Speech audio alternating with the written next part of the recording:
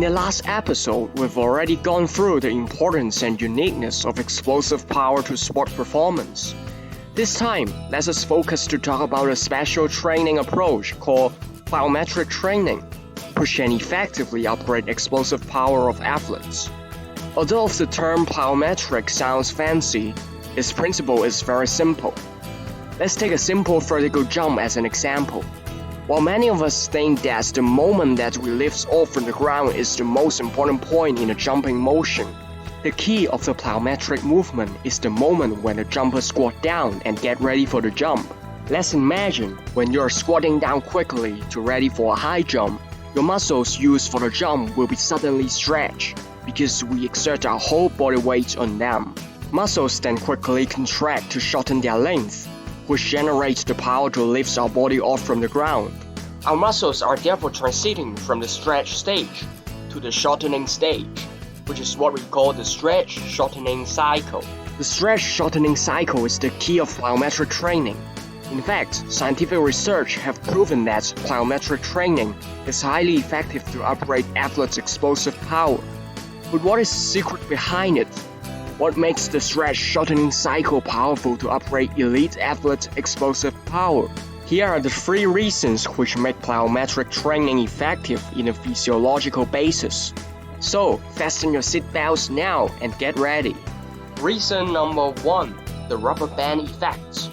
Tendon is the tissue that connects muscle and bone.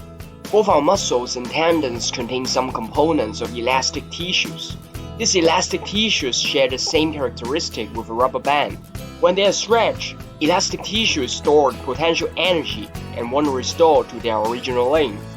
Therefore, when our muscles are at the stretch stage of a jumping motion, energy is stored within those elastic tissues. This energy is later on released along with the contraction of muscle afterward, making our jump faster and stronger. But unlike the rubber band, elastic tissues in muscles and tendons cannot store all the energy when being stretched. Stretched elastic tissues will lose stored energy as time elapses. The longer the time our muscles spend at the stretch stage, the more energy is lost and the less powerful the jump is. By repeating plyometric training, our muscle can gradually adapt to the fast switch from the stretch stage to the shortening stage.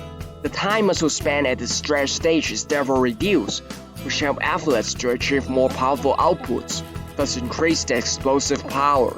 Reason number 2, stretch reflex. I bet you have heard about the patellar reflex test. In this test, subjects will kick out their legs involuntarily when the doctor sharply taps their tendons located below their kneecaps. This reflex is actually a self-protective mechanism. The muscle of our thigh encounters a stretch when the tendon is sharply tapped by the hammer. Muscle then sends out the neural signal to our spine and return back to the muscle itself to stimulate its involuntary contraction. This self-protective mechanism prevents our muscle from being overstretched and injured. By doing plyometric training, we can also activate this involuntary muscle contraction. Because plyometric motion includes the muscle stretch stage, which has the same effect as tapping the tendon below our kneecap sharply. By training up our neural system to get more familiar with this stretch reflex, our body can activate this involuntary muscle contraction easier. Our body can therefore utilize this involuntary muscle contraction to add extra power to our motion. That's how plyometric training helps upgrade explosive power of athletes. Reason number 3, desensitizing GTO. There's a higher chance for our tendon tissues to get damaged when our muscle undergo fast and strong contraction, because our tendon tissues may not be strong enough to withstand this sudden impact. Therefore, a sense organ called GTO is built in between our muscle and tendon to protect this kind of injury from happening. When GTO senses the over-contractile stretch of our muscle, it will send out signal to limit the activity of our muscle contraction.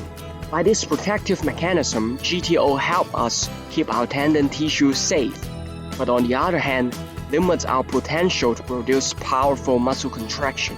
The good news is the repetition of plyometric training can desensitize the neurological pathway of GTO. thus reduce the limitation of muscle contraction exerted by GTO. Plyometric training therefore helps us release the full potential of a muscle which is originally limited by ourselves. So now you are clear about the principles behind plyometric trainings. All you need to know is how can you apply these principles practically in your personal training, which can help you truly release your full potential explosive power like Cristiano Ronaldo.